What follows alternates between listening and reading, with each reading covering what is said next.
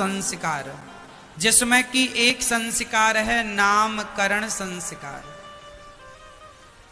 आप भी अपने बच्चों को मैया संस्कार जरूर देना। संस्कार दोगे तो सुखी रहोगे, नहीं दोगे तो वह तुम्हारा बेटा तुम्हें जीवन भर रुलाएगा। संस्कार नहीं दिया तो रुलाएगा, और संस्कार दिया तो आपकी सेवा करेगा, सम्मान करेगा, इज्जत करेगा। इसलिए संस्कार जरूरी है। आजकल माँ बाप पैसा कमाने में इतने व्यस्त हैं, बच्चों को संस्कार देते ही नहीं। उनको लगता पैसों से सब हो जाएगा, पैसों से देखो सब कुछ मिल सकता है, संस्कार नहीं मिलते। पैसों से सोने की थाली मिल सकती है, पैसों से रोटियां तो मिल सकती हैं, पर भूख कहां से लाओगे? भूख तो पैसों से नहीं मिलती। पैसों से बिस्तर मिल सकता है, नींद कहां से लाओगे? पैसों से सब कुछ मिल जाएगा, पर मां की ममता क्या पैसों से खरीद पाओगे? पिता का प्यार पैसों से मिलता है? नहीं। फिर पैसों से तो कुछ साधन इकट्ठे हो सकते हैं, पैसों से सुख सुविधाएं इकट्ठी हो सकती हैं, पर पैसा ही सब कुछ है, यह थिंकिंग यदि आपने बना रखी है, यह सोच गलत है। पैसा बहुत कुछ हो सकता है, पर पैसा सब कुछ नहीं है। पैसा भी तो काम नहीं आता ना मैया। कोरोना काल में जो ऑक्सीजन के लिए तड़प तड़प के मर गए, उनने तो पैसे देने से मना नहीं किया था, पैसे भी थे, लेकिन ऑक्सीजन ही नहीं थी, जिसके कारण मरना पड़ा। तो क्या ये पैसा तुम्हारी जान बचा लेगा? यदि पैसे जान बचा लेते तो फिर पैसे वाला तो कोई मरता ही नहीं। कहो जी, फिर तो पैसे वाला कोई ना मरता, सब जस के तस जिंदा रहते। इसलिए समझदारी यही है कि आपको पैसा तो कमाना है, लेकिन आत्म शांति पाना चाहते हो तो प्रेम का संबंध स्थापित कीजिए, संसार से भी और भगवान से भी। संस्कार जरूरी है। आजकल आप अपने बच्चों को संस्कार नहीं देते, इसका दुष्परिणाम क्या है? मैं इसके दुष्परिणाम के बारे में बोल रहा हूं। आपने सही वक्त पर सही संस्कार नहीं दिए तो बेटा अपनी मां को डांट देता है, मां तुम्हें कुछ पता नहीं है, चुप रहा करो, आंख दिखाता है। कलयुग तो आज उल्टी गंगा बहा रहा है, माता पिता को बेटा ठोकर लगा रहा है।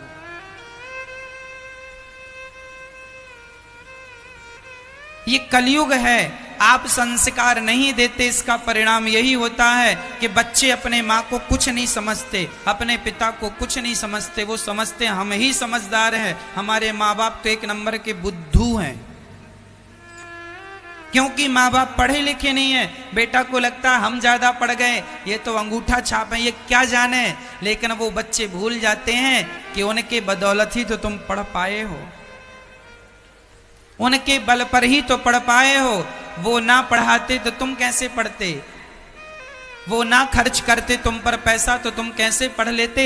ये डिग्रियों की जो गर्मी दिखा रहे हो, ये डिग्रियों की गर्मियों में पिता का पसीना छिपा हुआ है, माँ की ममता छिपी हुई है, वो तुम्हें दिखाई तो पड़ती नहीं है। पढ़े लिखे हो ना, ज्यादा समझदार हो। इसलिए हम कहा करते हैं कि देखो पढ़ लिख जाना अच्छा है, लेकिन अपने संस्कारों को याद रखना ये तो और भी अच्छा है। आपसे मेरी इतनी विनती है कि अपने बच्चों को इतने संस्कार तो देना कि वो आपका अपमान ना करें। बस आपके बुढ़ापे तक सेवा। वो भगवान को नहीं मानते, ना मानो बेटा, पर कम से कम जिस माँ ने जन्म दिया है उस माँ को तो तुम बुढ़ापे तक उसका साथ देना। उस माँ की सेवा करना जिम्मेदारी है या नहीं? एक बार रास्ते में ट्रेन की यात्रा में कुछ बच्चे बैठे थे, सीट पर बैठे मस्ती कर रहे थे। सामने एक बूढ़ी सी माँ बैठी थी और वो बच्चे आपस में ट्रेन में अपने सीट पर खेल रहे थे। ऊपर लोहे की चैन होती है ट्रेन में जिससे बीच की सीट खोलते हैं। तो वो एक बच्चा खड़ा हुआ तो वो चैन उसके यहाँ माथे पे लग गई। जब ये चैन लगी तो माँ वहां बैठी बूढ़ी माँ, जिनका उनसे कोई लेना देना नहीं था, पर माँ तो माँ है, दौड़ के आई, बेटा बेटा तुझे लग गया। उस लड़के ने कहा, माँ सुनो, मैं मर्द हूं और मर्द को दर्द नहीं होता। जब उस बच्चे ने कहा मर्द को दर्द नहीं होता, तब उस महिला ने कहा, बेटा तुम मर्द हो, तुम्हें दर्द नहीं होता, पर तुम मर्दों को पैदा करने में हम माँओं को बहुत दर्द होता है। इतना दर्द होता है कि कई माएँ तो मर जाती हैं प्रसव की पीड़ा में। डिलीवरी के समय, बच्चे को जन्म देने के समय कई माताओं की मृत्यु हो जाती है। तुम्हें दर्द नहीं होता, ये जो तुम मर्द हो ना, उस माँ के दर्द के कारण तुम मर्द बने हो। उसने दर्द ना उठाया होता तो तुम मर्द ना होते। इसलिए उस माँ का दर्द जरूर समझो जिस माँ ने तुम्हें मर्द बनाया है। उस स्त्री की दर्द को, उस नारी की पीड़ा को जरूर समझो। और ये तब समझ में आता है जब बच्चा संस्कारी होता है। याद रखना, आपका दर्द भी मुझे तब समझ में आएगा जब मैं संस्कारी हूंगा। संस्कारी हूं ही नहीं, दर्द जानता ही नहीं हूं। जिसके कहावत है, जिसके पैरों में विमाई फटी ही नहीं, वो पीर पराई क्या जाने। और जिसने बेटी को जन्म दिया ही नहीं, वो बेटी की विदाई क्या जाने। बेटी की विदाई वही जानते हैं जिनकी बेटियां हैं। एक बाप था, उसकी कोई बेटी नहीं थी, दो बेटे थे। और एक बाप था, उसकी बेटी थी। जब वो अपनी बेटी का विवाह कर रहा था, विदाई का समय था, तो वह बाप रो रहा था और वो दोनों मित्र थे। जब वह लड़की का बाप रोने लगा तो उस आदमी ने कहा, जिसकी बेटियां नहीं थी, उसने कहा, यार बाप तो मैं भी हूं, पर तू इतना रोता है, इतना रोता है। तब लड़की के बाप ने रोते रोते कहा, भैया मेरे दोस्त, तू भी बाप है, मैं भी बाप हूं, पर तू बेटे का बाप है, मैं बेटी का बाप हूं। बेटे के बाप में और बेटी के बाप में अंतर होता है। बेटे के बाप के अंदर वो दर्द नहीं होता जो दर्द बेटी के बाप के अंदर होता।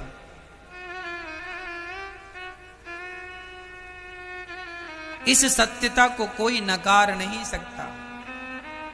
इसलिए स्त्री का सम्मान किया करो, नारी का आदर किया करो। और यह नारी का आदर, नारी का सम्मान, नारी का ही नहीं, अपने पिता का, अपने से बड़ों का, गुरुजनों का। अच्छी बातें तब हो सकती हैं जब संस्कार का बीज बोया गया हो। संसार की खेती बोई ही नहीं गई तो फसल कहां से होगी? आपने संस्कार दिया ही नहीं। आपके बच्चों को आपने पांव पड़ना भी नहीं सिखाया। कैसे झुककर पांव पड़ते हैं, घुटनों के पांव छूते हैं तुम्हारे बच्चे। तुम्हारे पांव पड़ते हैं, तुम्हारे बच्चे तो घुटनों को छूते हैं। इनको तो तुमने समझाया नहीं। आप अपने बेटों से ये क्यों नहीं कहते कि बेटा जरा कथा सुना करो? क्यों नहीं उनको कहते? कथा नहीं सुनते बच्चे, कहा करो बेटा समय निकालो, थोड़ा सा कथा सुन लो, तुम्हारा आध्यात्म दृष्टिकोण भी मजबूत हो जाएगा। क्या बुराई है? मैं 7 दिन आपको कथा सुनाता हूं, इसमें क्या गलत सुनाता हूं बताओ? ऐसी कौन सी बात है जो तुम्हारे लिए अच्छी ना हो, हितकर ना हो? 7 दिन कथा सुनाता हूं, ये दास 7 दिन बोलता है, 3.5 घंटे रोज बोलता है और वर्षों से बोलता आया है। आप टीवी पर सुन रहे हैं। एक भी बात ऐसी नहीं है, एक भी बात ऐसी नहीं है जो आपके लिए नुकसानदायक हो। प्रत्येक बात आपके जीवन को बदलने वाली है। यदि चरितार्थ कर लो ना तो एक एक बात 10-10 करोड़ की है। एक एक बात 10-10 करोड़ की कीमत रखती है, लेकिन हीरे की कदर भी तो वही समझता है ना जो जौहरी होता। जौहरी नहीं है तो हीरे को भी पत्थर ही समझेगा। तुम्हारे बच्चे यदि सत्संग की कीमत नहीं जान रहे हैं तो समझ लो कि तुम्हारे बच्चे जौहरी नहीं हैं। जौहरी वही है जो सत्संग की कीमत जान जाए। सत्संग क्या चीज है? ये सत्संग का प्रभाव मैं आपको बता दूं, भारत में लाखों लोग ऐसे हैं जो केवल कथा सुनने के बल पर अपनी शराब और अपना मांस छोड़कर सही रास्ते पर आ चुके हैं। लाखों बच्चों का जीवन संवर चुका है केवल कथा के बल पर। इतना परिवर्तन है इस कथा में, इतना प्रभाव है इस कथा में। यदि प्रभाव ना होता तो 3.5 घंटे एक आसन में बैठ के आप कथा ना सुन रहे होते। प्रभाव है इसलिए तो आप बैठे। इस कथा ने यदि आपके पांव को रोक रखा है तो कोई तो चमत्कार है इस कथा का, इसलिए तो रोक रखा है, नहीं तो आप बैठते कहां है इतनी देर। आप अपने घर पर भी 3.5 घंटे ऐसे नहीं बैठते होंगे, लेकिन यहां आप बैठे हैं। ये किसका बल है? कथा का बल है। इसलिए कहा करता हूं, बच्चों को कहा करो कि कथा सुना करें, कुछ सीखने को ही मिलेगा। जीवन में सफल बनने के कितने सूत्र मैं आपको देता हूं, एक सूत्र भी चरितार्थ कर लोगे तो जीवन में सफल हो जाओगे। आपके बच्चों के लिए भी मैं अच्छी बातें इसलिए करता हूं ताकि आपके बच्चे सुने और आपके बच्चों का भी जीवन उज्जवल हो, भविष्य उज्जवल हो, उनका भी कल्याण हो। मेरी मां बच्चों को चाहिए कि आप ऐसे संस्कार दो। और मैं आज आप एक बात और स्पष्ट कर दूं, संस्कार अब तुम माँ बाप कभी नहीं दे सकते हो अपने बच्चों को। यदि संस्कार देना है तो कथा सुनाना शुरू कर दो, कथा के माध्यम से हम उन्हें संस्कार देंगे। अब तुम्हारे बस का नहीं है संस्कार देना, इसलिए बस का नहीं है क्योंकि तुम्हारे पास ही संस्कार नहीं है। जो आपके पास है ही नहीं वो आप क्या दोगे? इसलिए कथा सुनवाओ, इसी से काम बनेगा। बच्चों को सिखाओ कि कैसे बात करना चाहिए, अपने से बड़ों का कैसे आदर सम्मान करना चाहिए। शिष्टाचार का पाठ पढ़ाना चाहिए। क्या पाठ पढ़ाना चाहिए? शिष्टाचार। शिष्टाचार क्या होता है? शिष्टाचार यही है कि जब हमसे कोई बड़ा, हमसे कोई बुजुर्ग खड़ा हो तो हम मर्यादित बात करें, ये सोच करके ये बड़े हैं, उनका आदर करें, सम्मान करें। वो पीछे खड़े हैं तो हम पीछे खड़े होके उन्हें आगे करें। वो बुजुर्ग हैं, हम उनकी रिस्पेक्ट, सम्मान करें। हम बैठे हैं और बूढ़ा कोई खड़ा है तो हम खड़े हो जाएं, उसे बिठा लें। यह शिष्टाचार है। लेकिन आज तो बड़ों के सामने बच्चे सिगरेट पीते हैं, शराब पीते हैं। पता नहीं इन बच्चों ने क्या पढ़ा है। पहले बड़ा सम्मान हुआ करता था, बड़ों का आदर हुआ करता था। अब तो कोई आदर नहीं करता, ना के बराबर लोग करते हैं। बच्चों को बताओ कि किस प्रकार प्रणाम करना चाहिए। आजकल माँ बाप अपने बच्चों को कुछ सिखाते ही नहीं है।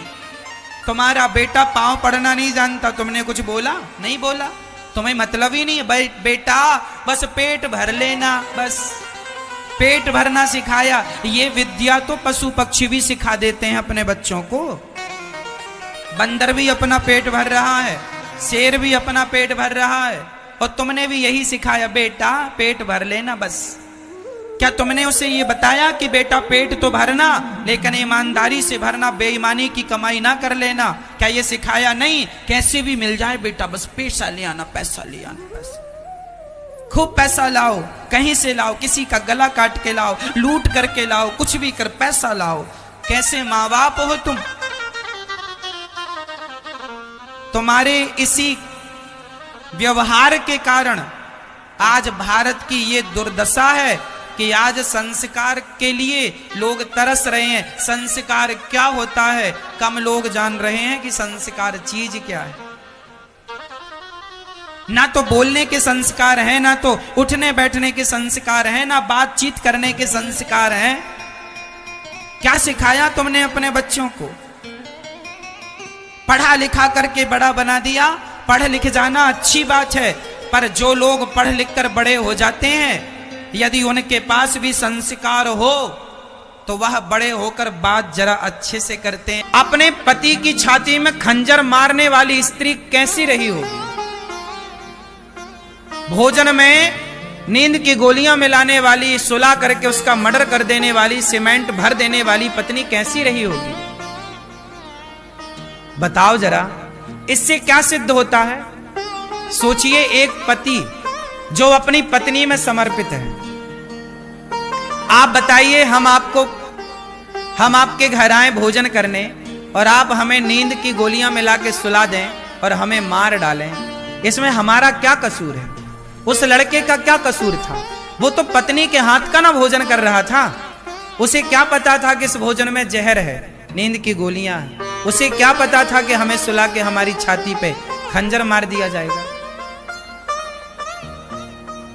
मैं सवाल उस लड़की से नहीं, सवाल मैं ये करता हूं कि उस लड़की की आखिर ऐसी बुद्धि हुई क्यों? मैं उस वेश पे जाता हूं, मूल पर, कि समाज की आज ऐसी बुद्धि क्यों हो रही है? आज वो लड़की है, कोई और लड़की है, कोई और लड़का है, लड़का भी परेशान करता है, वो भी मार डालता है कई बार स्त्री को।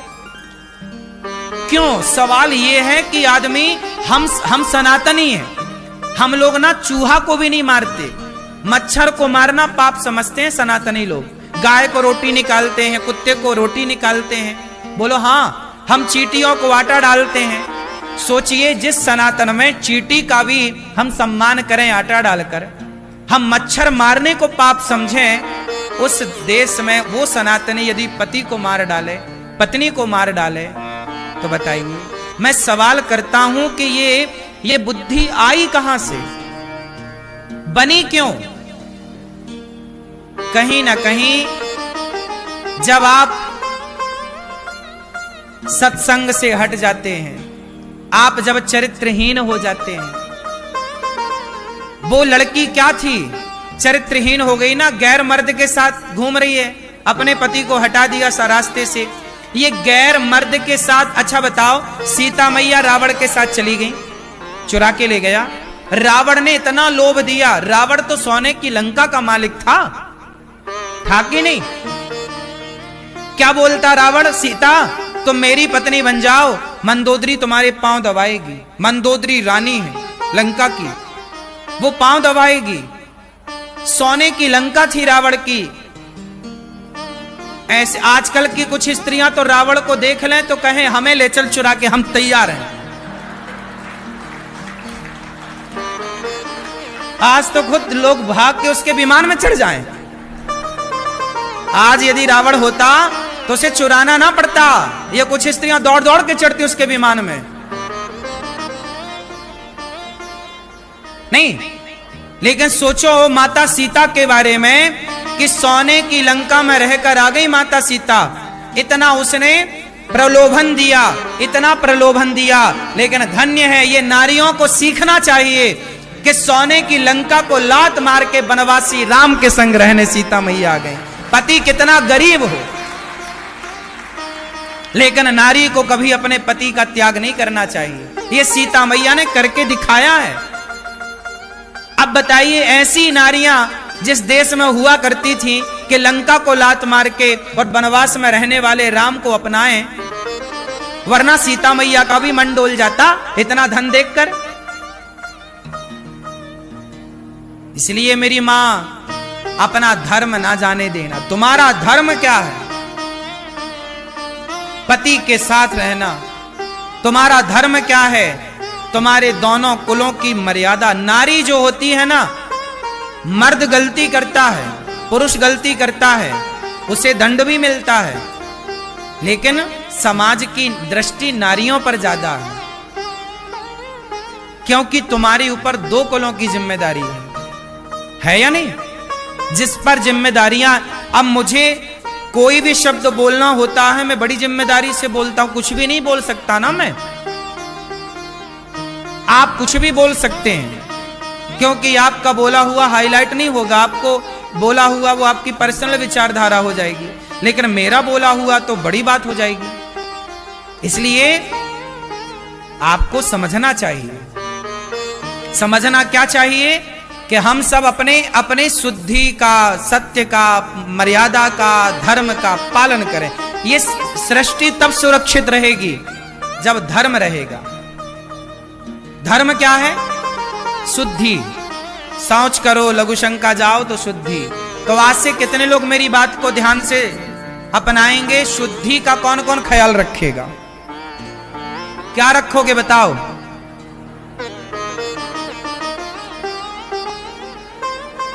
बोलो मेरी मां।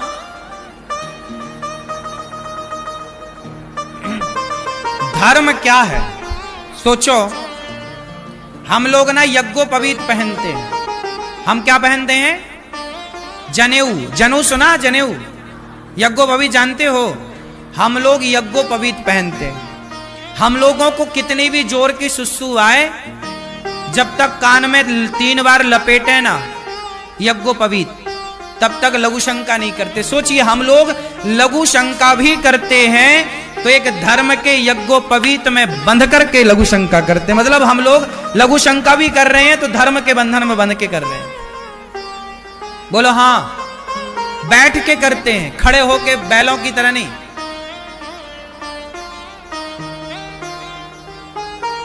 आजकल के लोगों को यही अक्कल नहीं है कि लघु शंका कैसे करनी चाहिए। ये सब बताना क्यों पड़ रहा है? क्योंकि चीजें नष्ट हो गई, क्योंकि लोगों को ज्ञान नहीं है। पहले का मर्द, तुम्हारे दादा परदादा, नाना परनाना जो थे, वो धोती पहनते थे। बताओ, पहले का पुरुष भी खड़े होके लघु शंका करता था कि बैठ के? बोलो क्यों? क्योंकि बैठना मर्यादा है। लघु शंका करना भी एक मर्यादा है, नहीं है? अब आप ना माने आज की आधुनिकता में, तो हम क्या करें? लघु शंका खड़े होके नहीं करनी चाहिए। खड़े होके बैल जानवर करते हैं। मनुष्य हो ना? क्या हो आप लोग? क्या हो आप लोग? हाँ, तो मनुष्य कब बनोगे? जब मनुष्य का आचरण अपनाओगे। इसलिए आचरण, पहला आचरण है शुद्धि। अपने को सदा शुद्ध रखो, बाहर से भी और भीतर से भी। हर ज्ञान हर आदमी के बस का नहीं होता। ज्ञान की भी अपनी अपनी सीमाएं होती हैं कि आप किस सब्जेक्ट को जानते हैं, क्योंकि सब्जेक्ट एक तो है नहीं, अनेक सब्जेक्ट हैं।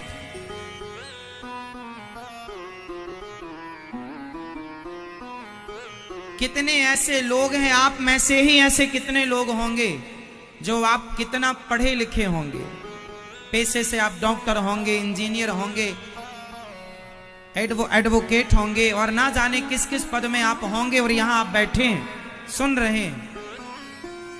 आप स्वयं प्रोफेसर हो सकते हैं। आप में से कुछ लोग पढ़े लिखे हैं। आप लोग, आप कोई कम पढ़े लिखे नहीं है, लेकिन आप अपने आप से पूछिए कि आपको ये कथा वो दे रही है जो कोई ना दे सका। इसलिए ज्ञान जहां से मिले, जब मिले, ग्रहण कर लेना चाहिए।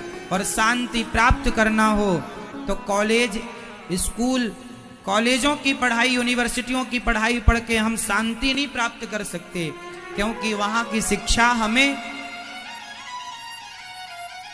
नौकर बनाने वाली है। आप कॉलेज पढ़ते हैं, बड़ी बड़ी डिग्रियां लेते हैं, यहां तक कि आपने पीएचडी कर ली। पीएचडी करके भी आपको क्या मिलना है? नौकरी मिलना है। नौकर ही तो बनेंगे आप, हाँ या ना? आप पीएचडी करने के बाद यदि नौकरी करते हैं तो आपको क्या मिल रही है? नौकरी। आप नौकर बन रहे हैं। इतना पढ़ के क्या बन रहे हैं? एक्चुअली ये हमारे देश की शिक्षा आज नौकर ही बना रही है। इसलिए भगवत गीता पढ़ोगे तो जो भगवान ने अर्जुन को पढ़ाया है वो नौकर बनने की पढ़ाई नहीं है, वो मालिक बनने की पढ़ाई है। कर्मण्येवाधिकारस्ते मा फलेषु कदाचन। मालिक बन, सेल्फ डिपेंड बन, आत्मनिर्भर बन, उठा गांडीव और अपने लक्ष्य को प्राप्त करने के लिए खुद खड़ा हो जा। तो गीता पढ़ोगे, रामायण पढ़ोगे तो सेल्फ डिपेंड बनोगे, आत्मनिर्भर बनोगे। हम ये नहीं कहते पढ़ाई ना पढ़ो, पीएचडी ना करो, करो पढ़ो, पर नौकरी करने के लिए मत पढ़ना। नौकरी लेने वाला बड़ा नहीं होता, नौकरियां देने वाला बड़ा होता है। बड़े बनना ही है तो देकर बड़े बनो, लेकर नहीं। हाँ या ना? बताइए, नौकरियां देने वाला बड़ा या लेने वाला? बताइए, नौकरियां देने वाला बड़ा या नौकरियां लेने वाला बड़ा? बताइए, देने वाला बड़ा या लेने वाला? जोर से और जोर से। नौकरियां देने वाला बड़ा है। जो नौकरियां देगा उसका सम्मान होगा, वो बड़ा होगा। वो किसी का नौकर बन के नहीं जिएगा, मालिक बन के जिएगा। तो हमारी शिक्षा जो है मालिक बनाती है। अरे उदाहरण देखिए ना, चाणक्य का नाम तो आप जानते होंगे। एक छोटे से नन्हे से बच्चे को जो गिल्ली डंडा खेल रहा था, अचानक वहां चाणक्य पहुंच गए और उस बच्चे की प्रतिभा को देखकर बड़े प्रभावित हुए चाणक्य, और चंद्रगुप्त को उठाया और कहा कि पढ़ेगा? हाँ हाँ पढ़ूंगा। डरेगा तो नहीं? नहीं। चल आज जंगल चलते हैं। चंद्रगुप्त मौर्य को लेकर के चाणक्य जंगल गए और जंगल में, वीरान जंगल में छोड़ दिया। चाणक्य ने चंद्रगुप्त को कहा, यहीं ठहरना, सवेरे आऊंगा मैं। नन्हा सा बच्चा है और जंगल में अकेला छोड़ दिया। आ गए चाणक्य, यहीं रहना, यदि आगे बढ़ना है तो मेरी बात मान ले। हाँ हाँ, जो आप कहेंगे। चाणक्य ने उसे तलवार पकड़ाई। ये रही तलवार। जंगल खतरनाक है, शेर आ सकता है, हाथी आ सकता है, सांप बिच्छू तो ढेर मिल जाएंगे तुझे। रात भर तुझे यहां रहना है और अपनी रक्षा करना है। चाणक्य आ गए। पूरी रात चंद्रगुप्त जंगल में रहा। सवेरे चाणक्य गए तो बगल में एक शेर मरा हुआ पड़ा था। चाणक्य ने कहा, ये कैसे मरा? बोले, आया था मुझे खाने, मार दिया। सवाल आप कर सकते हैं कि चाणक्य ने चंद्रगुप्त को एक रात के लिए जंगल में अकेला क्यों छोड़ा? इसलिए छोड़ा कि इसके जीवन का जितना डर है, पहले वो डर निकल जाए। जो अपनी रक्षा कर सकता है वही औरों की रक्षा कर सकता है। जो अपनी रक्षा नहीं कर सकता वो किसी की रक्षा नहीं कर सकता। जो अपनी रक्षा कर सकता है वही राजा बनने के योग्य है। तू राजा बनने के योग्य है। अब प्रमाण पत्र मिल गया। कागज की डिग्रियां एक्चुअली चलती ही नहीं थी तब तो प्रत्यक्ष चलता था। हाँ? आज विडंबना तो ये है कि आज हम लोग कागज की डिग्रियों में खुश हो रहे हैं। अब बताइए, शिक्षा चरित्र पर होनी चाहिए कि कागज पर होनी चाहिए? आप कितने पढ़े लिखे हैं कैसे पता लगेगा? पहले के लोग कैसे जानते थे कि ये पढ़ा है या मूर्ख है? बताओ। पहले के लोग शास्त्रों की गहरी गहरी बातें करते थे।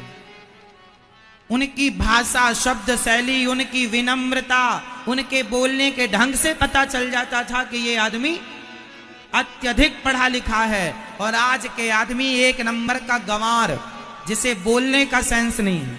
अपने बाप से कैसी बात करनी चाहिए, अपनी माँ से कैसा व्यवहार करना चाहिए, जैसे माँ से व्यवहार करने का ज्ञान नहीं, बाप से व्यवहार करने का ज्ञान नहीं। वो पीएचडी की डिग्री लिए घूमता है कि मेरे पास पीएचडी की डिग्री है। डिग्री वाला श्रेष्ठ नहीं है, व्यवहार कुशल व्यक्ति श्रेष्ठ है, जिसके शिक्षा चरित्र में उतर गई है। चरितार्थ करने वाली शिक्षा चाहिए, कागज की डिग्रियां वाली शिक्षा ना चाहिए। आज हमारा देश पीछे क्यों है? क्योंकि आज हमारी डिग्रियां कागजों पर हैं। आप कर क्या रहे हैं? हमारे देश में टॉर्च भी हमारे देश में नहीं बनती। टॉर्च होती है ना, वो भी हमारे देश में। टॉर्च का सेल होता, वो भी हमारे यहां नहीं बनता, चाइना से आता है। अब बनने लग गया हो तो राम जाने। हमारे भारत का एक सक्सेस कोई फोन नहीं है, मोबाइल, कि हम कह सकें कि यह हमारे भारत का मोबाइल है। विदेशी मोबाइल खरीदने पड़ते हैं भी तो हैंग हो जाते हैं। वो क्षमता नहीं है ना जिस क्षमता का हमें चाहिए। जैसे आईफोन है, ये फोन भारतीय फोन नहीं है, विदेशी है, पर मजबूरी में लोगों को रखना पड़ता क्योंकि विकल्प नहीं है, इसका तोड़ नहीं है। हमारे देश में हमारे वैज्ञानिक ना जाने कहां बैठे हैं, क्या कर रहे हैं। क्यों नहीं बढ़िया सा आप तैयार करें अपने देश का, एक ब्रांड हो अपना। हमारे देश का हम मोबाइल लें, हमारे देश की हम गाड़ी लें, हमारे देश का वो सारी चीजें हम दें जो विदेशी लोग दे रहे हैं। तो हम क्यों भारत का पैसा विदेश में खर्च करेंगे? विडंबना ये है देश की कि यहां आयात ज्यादा है, निर्यात कम है। हम देश में खरीदते ज्यादा हैं और बेचते कम है। और जो आदमी खरीदता ज्यादा हो, बेचता कम हो, वो माइनस होगा, प्लस नहीं। आज नहीं कल। इसलिए संभावनाएं ये बनाइए अपनी कि हम देने वाले बने, हम लेने वाले ना बने। हम भारतीय चीजों को खरीदें, भारतीय चीजों को बढ़ावा दें। पर विडंबना यह है कि आज भारत में विकल्प नहीं है तो ना के बराबर। मेरे एक शिष्य हैं, वो एक केमिकल का काम करते हैं। लकड़ी में कोई केमिकल यूज होता होगा, पॉलिश वॉलिश में, है ना। वो बता रहे थे कि हमारे देश में ये लकड़ी में पोतने वाला केमिकल भी नहीं बनता, वहां से लाना पड़ता चाइना से। वो चाहे तो 10 रुपए का दे, वो चाहे तो 100 रुपए का दे, खरीदना पड़ेगा। हमारे यहाँ कोई इसकी ग्रोथ नहीं है ही नहीं। हम लोग केवल क्रिकेट देख रहे हैं, छक्का, ताली ताली ताली बजा दिया। क्रिकेट देखने में मस्त है, पिक्चर देखने में मस्त है, कुछ कर ही नहीं रहे हैं अपने देश के लिए। कैसे आगे बढ़ेगा हमारा देश? आज के पढ़े लिखे बच्चे नौकरी चाहते, हमें नौकरी पे रख लो। क्यों चाहिए नौकरी? क्यों नहीं अपना उद्योग डालते? क्यों नहीं अपना बिजनेस डालते? क्यों नहीं अपने लिए, अपने देश के लिए काम करते? क्यों नहीं नौकरियां पैदा करते? कब तक भागोगे नौकरियों के पीछे? कब तक नौकर बन के जिंदगी काटोगे? कब तक दूसरों की लातें और बातें खाओगे? हर नौकर के ऊपर कोई ना कोई बॉस बैठा होता है जो तुम्हें बेइज्जत करता रहता है। अपनी औकात भूल गया? इसलिए क्यों बेइज्जत होते हो? क्यों नहीं मालिक बन के जीने का संकल्प लेते हो? कसम खा लो, खूब पढ़ेंगे और खूब पढ़कर सारा ज्ञान हासिल करो, सारी भाषाएं सीख लो, हिंदी, इंग्लिश, उर्दू, तमिल, तेलुगु सब सीख लो, सारा ज्ञान हासिल करके और ऐसा बिजनेस करो, ऐसा काम कर दिखाओ कि दुनिया गर्व करे, वाह, काम हो तो ऐसा, व्यक्ति हो तो ऐसा, आदमी होता है। देश के लिए करो, अपने लिए नहीं, परिवार के हित के लिए नहीं, देश हित सर्वोपरि हो। और आपकी जब तक सोच बड़ी नहीं होगी तब तक नौकरी से कभी आप निकल नहीं पाएंगे। हमारे देश की मेंटलिटी यही है। हर माँ बाप यही कहते हैं, पढ़ जा बेटा, नौकरी करना है, नौकरी करना, नौकरी पढ़ाया जाता है बचपन से, नौकर बनना है, नौकर बनना है, नौकर सेट किया जाता है, नौकर बनना है, नौकर। ये नहीं पढ़ाया जाता मालिक बनना है, मालिक बनना है। ये सोच, ये नहीं दिया जाता ज्ञान माँ बाप के द्वारा कि मालिक बनना है। इसलिए नौकर का नौकर ही रहता। मैं उसे पढ़ा लिखा नहीं मानता साहब जो नौकरी कर रहा है। पढ़ा लिखा वो है जो नौकरियां दे रहा है, समझदार है वो। आज के देश में, आज हमारे देश में नौकरियां लेने वालों की जरूरत नहीं है। होए तो बता दो। देश के प्रधानमंत्री जी ने भी कह रखा है, खत्म हो गई नौकरियां, देश की जनसंख्या इतनी है, कितनों को नौकरियां देंगे? भाई जितनी जरूरत है उतने ही आदमी ना रखोगे। भाई आपके घर में 10 लोगों को खवाने की ताकत है तो आप 10 लोगों को ही निमंत्रण देंगे। ज्यादा से ज्यादा 12 कर लेंगे, 100 लोगों को तो नहीं देंगे क्योंकि उतनी दाल रोटी ही नहीं है। तो सरकार के पास जितना बजट है उतना ही तो नौकरी देंगे, कहां से लाएंगे? हमारे देश के लोग टैक्स तो देते नहीं है, चोरी करते हैं टैक्स की, पैसा आएगा कहां से?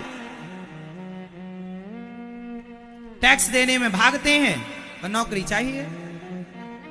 इसलिए देश को मजबूत बनाना है तो केवल प्रधानमंत्री जी का काम ही नहीं है देश को मजबूत बनाने का। भारत का एक सामान्य नागरिक नौकरी दे करके वह देश को मजबूत बना सकता है, हाँ या ना? आर्थिक स्थिति मजबूत करना है देश की तो नौकरी लेने वाले ना बनो, नौकरी देने वाले बनो। यदि देश में नौकरी देने वाले ज्यादा होंगे तो हमारा पैसा डॉलर से आगे हो जाएगा। एक बात याद रखना, 1947 15 अगस्त 1947 जब हमारा देश आजाद हुआ था, उस दिन डॉलर और रुपया की कीमत एक थी। 1947 में पैसा और रुपया की कीमत एक थी। जितने कीमती पैसा था हमारा 1 रुपया, उतनी कीमती का डॉलर था। लेकिन आज डॉलर की कीमत लगभग 80 पार हो गई है, लगभग 83 के लगभग मैंने सुना, कुछ कम ज्यादा हो सकता है, सही है। हमारा रुपया हमारे 80 रुपए और अमेरिका का 1 डॉलर एक बराबर है। वो 80 कदम आगे चला गया और हम 80 कदम पीछे रह गए। कारण क्या है? क्यों नहीं अपने गिरेबान में हमने कभी झांका? इसलिए 80 कदम पीछे रह गए क्योंकि हम नौकरी लेने वाले तो बने हैं, नौकरी देने वाले का विचार कभी बनाया ही नहीं। ना बच्चों को प्रेरणा दी कि बेटा देने वाला बनना, इसलिए 83 कदम पीछे हो गए, 80 कदम पीछे हो गए। आजादी के समय देख लेना कि डॉलर कहां था और भारत का पैसा कहां था। कितना समय हुआ? आज 70 साल ही तो हुए हैं, लगभग 70-75 साल, बहुत ज्यादा 1000-2000 साल तो हो नहीं गए। कितना पीछे हो गए। यदि यही हालत रही तो सोचो 100 साल में और कितना पीछे हो जाएंगे, 150 साल में और कहां जाएंगे। इसलिए अभी भी कुछ नहीं बिगड़ा। मेरी माँ, मेरे नौजवान दोस्तों, बताइए नौकरियां लेंगे या नौकरियां देंगे? जोर से बोल दो। और केवल लड़के बेटा ही नहीं, मेरी बहन बेटियां भी नौकरियां देने वाली बन सकती हैं। बिजनेस व्यापार केवल आदमी नहीं कर सकता। आज भारत के आप किसी भी क्षेत्र में चले जाइए, दुनिया में किसी भी बड़े बड़े मंचों में देखिएगा, आज महिलाएं भी व्यापार बिजनेस में टॉप कर रही हैं। हजारों करोड़ का टर्नओवर महिलाओं का है, हजारों करोड़ का टर्नओवर। करने से सब होता है और ना करने से कुछ नहीं होता। तो करने पे विश्वास करिए, रोने पे नहीं। हमारे देश में रोना रोया जाता, अरे हमारे तो भाग्य में ही नहीं था, हमारी तो किस्मत फूटी है। ये रोना है, ये बहाने हैं, इसके सिवा कुछ नहीं है।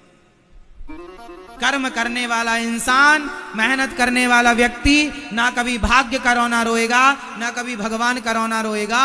वो अपना कर्म करता रहेगा। कर्म करने वाले को सफल बनाएंगे भगवान। हर उस व्यक्ति का साथ देते हैं भगवान। अमेरिका आगे निकल गया, भारत पीछे निकल गया। कारण क्या? आप लोग पूजा ज्यादा करते हैं, फिर भी पीछे अमेरिका पूजा नहीं करता। फिर भी आगे एक ने सवाल किया, मैंने कहा भगवान पूजा करने वाले का साथ बाद में देता है, कर्म करने वाले का साथ पहले देता है। अमेरिका के लोगों ने कर्म किया तो ईश्वर ने उनका साथ दे दिया। जापान के लोगों ने, जर्मनी के लोगों ने कर्म किया। सारी टेक्नोलॉजी आज जर्मनी, जापान, अमेरिका के पास है, रसिया के पास है। आपके पास क्या है? कुछ चीजें। अब हाँ, अब हमारे वैज्ञानिक कर रहे हैं, अब हमारा देश आगे बढ़ रहा है, अब रफ्तार पकड़ ली है। लेकिन जो आज पकड़ी है इसका परिणाम देखने को 10-20 साल बाद मिलेगा।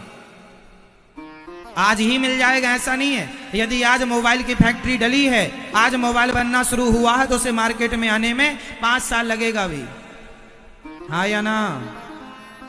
इसलिए अभी इंतजार करो। चल तो पड़े हैं पर अभी हमारी रफ्तार थोड़ी कम है, बढ़ानी पड़ेगी। वो रफ्तार तब बढ़ेगी जब आप भी काम करेंगे, आप भी काम करेंगे। और एक थिंकिंग के साथ काम करना, एक नई सोच के साथ काम करना कि काम जो भी करूंगा वो अपने लिए नहीं करूंगा, परिवार के लिए नहीं करूंगा, ना अपना स्वार्थ ना परिवार का, जो करूंगा अपने देश के लिए करूंगा। मेरा देश सर्वोपरि है। अपने परिवार के लिए तो पक्षी, कुत्ता, बिल्ली भी अपने परिवार के बारे में सोच लेते हैं। कुत्ते के भी बच्चे होते हैं, चिड़िया के बच्चे होते हैं, बंदर के बच्चे, वो भी अपना परिवार का पेट भरते हैं। अपने परिवार के बारे में पशु पक्षी भी सोच लेते हैं। लेकिन हम मनुष्य हैं, हम अपने परिवार से ऊपर उठकर अपने देश के बारे में सोचें कि हमारा देश कहां जा रहा। आज जितने सरकारी कर्मचारी हैं, यदि ये सोच लें कि हम अपने देश के लिए काम कर रहे हैं, और यदि भ्रष्टाचार करेंगे तो हमारे देश के साथ गद्दारी हो जाएगी, इस विचार से यदि कोई देश के लोग काम करने लग जाए कि नहीं, मैं भ्रष्टाचार नहीं करूंगा, व्यर्थ का 1 रुपए नहीं लूंगा, सरकार जो दे रही उसी में संतुष्ट रहूंगा, हमारा देश आज खोखला इसलिए है, हर फील्ड में भ्रष्टाचार है। ये नष्ट हो जाए, ये समाप्त हो जाए, तो आज यदि भ्रष्टाचार मिट जाए ना मेरी माँ, तो आज डॉलर के बहुत करीब हम पहुंच जाएंगे। यदि भ्रष्टाचार ही समाप्त हो जाए देश का, तो इकोनॉमी बहुत संभल जाएगी हमारी। किसे समझाएं, कौन समझे? चलो आप समझेंगे, मुझे विश्वास है। आप जब आएंगे तो पूरे फॉर्म पर आएंगे, पूरी एनर्जी के साथ मार्केट में उतरेंगे, पूरे जोश के साथ काम स्टार्ट करेंगे अपना, और नई प्लानिंग करो, क्या जरूरत है मेरे देश को, किस चीज की जरूरत है मेरे देश को, कहां हम लोग विदेश।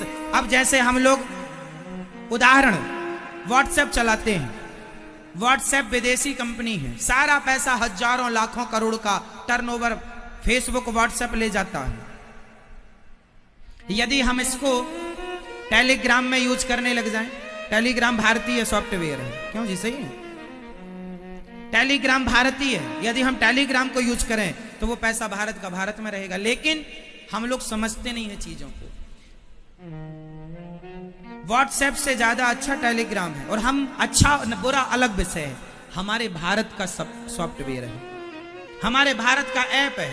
हम भारतीयों को ये सोचना चाहिए कि हम ज्यादा से ज्यादा यूज किसका करें, हम अपनी भारतीयता को बढ़ावा दें या विदेश को बढ़ावा दें, वो आपकी मर्जी है। इसलिए विचार करके काम किया करो मेरी माँ। बच्चों को थोड़ा भारतीय बनाओ, ताकि भारत से प्यार करें ये बच्चे, अपनी माटी से प्यार करें।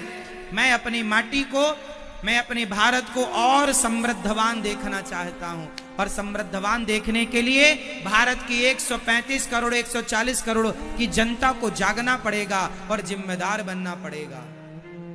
यदि भारत के लोग